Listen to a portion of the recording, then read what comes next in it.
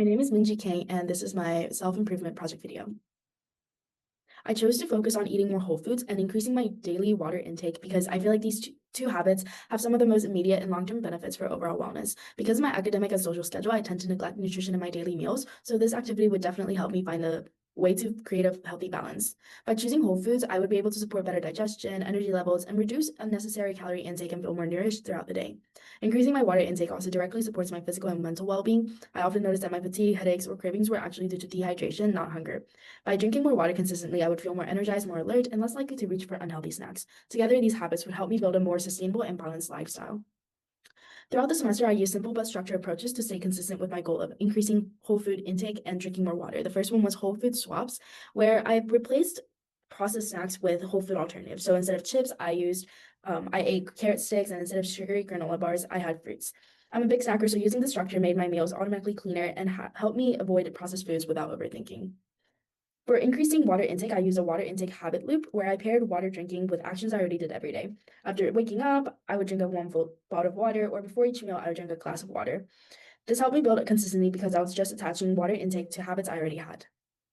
And the last one was daily tracking progress, which was using simple check-ins to track how consistent I was. Each day I marked, did I drink at least blank ounces of water? Did I have at least 2 meals made mostly of whole foods? This helped me stay accountable and see patterns in my habits without needing a complicated tracking system. So before the program, I feel like I relied a lot on convenient food, especially during the busy weeks, and my water intake was really low compared to where I am now. And so overall, my energy levels fluctuated a lot, and I felt bloated and super lazy after I ate. Now, after the program, I feel like I started to lean more towards whole foods, and instead of snacking, I feel like I'm just more energized, and my water intake has increased to about 100 ounces.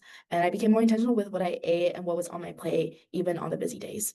And these are the websites I use to guide my understanding of healthy eating, whole food nutrition, and proper hydration. Overall reflection, my goal for this project was to improve my eating habits by choosing more whole foods and increasing my daily water intake. I picked this because I realized how inconsistent my nutrition became when school got busy, and I wanted to build habits that actually supported my energy, focus, and overall well-being. Once I started being intentional about my meals and hydration, I noticed changes pretty quickly.